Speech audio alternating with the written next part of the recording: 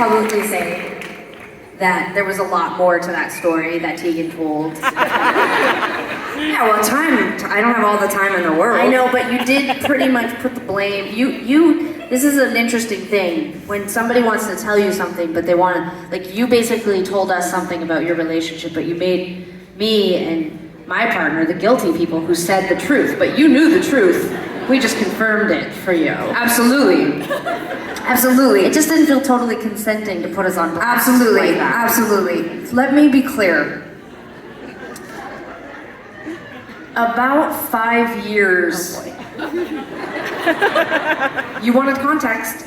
About 5 years after this person and I broke up, and we're friends, and which some people just shouldn't date. You were friends. I don't know if she'll be thrilled with this, this quick, brief rendition of your relationship. It's not like anyone's filming or it's gonna go on the internet. No, look, straight up, like, some people just shouldn't date. That's it, it's that simple. It's like, some people, I'm sure I have been a heinous, horrible person in some relationships. It just, sometimes it's not the right mix. But many, many years later, yes, I did understand that I have many types. But one of my types one of my types is not noticing that I'm in the wrong relationship. And maybe also not noticing you're in front of an audience. But so, has anyone seen, whatever. Has anyone seen The Ultimatum? I'm not pulling, it's not PowerPoint. I just want to say, we can talk about that in 2 seconds. Relax for a second. it's not like I'm putting a PowerPoint presentation up with photo documentation of how bitchy this girl was to me. I just said, one time, I told you a story. I'm sure you felt the same way. Don't you think it's kind of bitchy if you go for dinner with someone and they just take a seat in a crowded restaurant because they're a nervous little elf? That you shouldn't then not talk to them for an hour and a half? That's a bitchy thing to do, isn't it? I think that you would be a fantastic candidate for season 2 of The Ultimatum Queer. I wouldn't, because The Ultimatum is about people who can't commit, and I have been married for years and I love my partner, and she's the opposite of a bitch. I'm not talking about your partner now. I'm not talking about your partner. So I'm gonna go on the new season of The Ultimatum with my ex-girlfriend. I think you should go on with that girl that you just publicly said was a bitch because she didn't like that you took a chair without asking her. Why? That's the point of the show, isn't to determine if someone's a bitch, is to determine if you want to marry them. But isn't the show sort of about that a little bit? Has everyone watched it?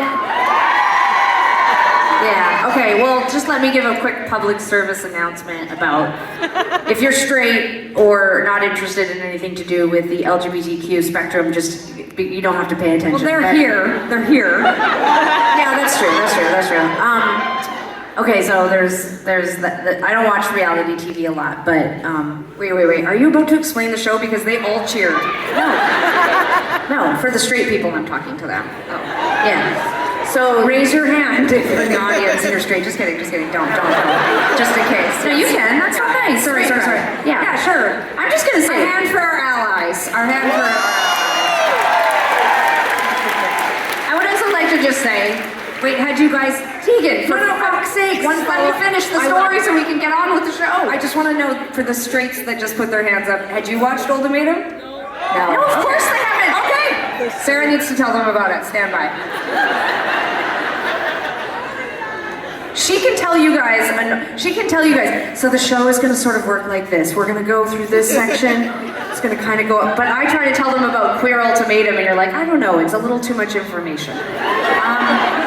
Okay, for the straight people in the audience, it's exactly like your reality show, but instead of people having sex all the time and doing crazy ass shit and throwing drinks in each other's faces, all the people on the show do is just talk each other to death. And then at the end of the show, it's like whoever's still alive wins the show.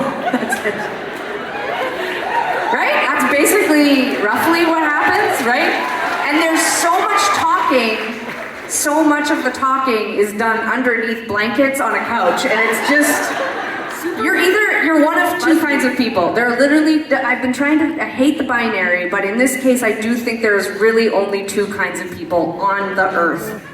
There are people who want to sit with the person they love, or maybe there's more than one person they love, but it's all done on a couch underneath a blanket. And then there are people who just sit on a couch without a blanket. And that's it. Or they stand in the kitchen across a counter just speaking at each other for hours, but always standing. No, that's a third category and it's too complicated. It's binary. It's couch with blanket, couch alone, in an outfit that you wore, sitting next to the person you love watching Queer Ultimatum, but there's no blanket, no fuzzy blanket from West Elm atop your lap. And so I just think that really is just, it's at this point that's the only thing I need to know about a person. If I was to ever find myself single again, all I would say is, take notes, Stacy. When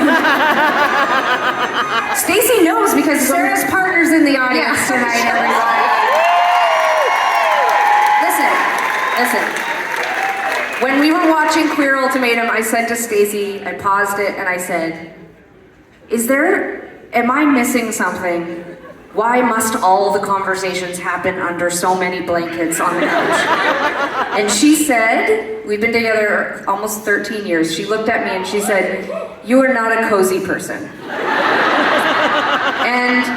And that's all you need to know. But this next song really has nothing to do with that. But we haven't played it in probably 20 years ago. I used to sit on a couch with a blanket. I will say we haven't played this in a long time, so fuck it up, I apologize, but this is very old, so enjoy.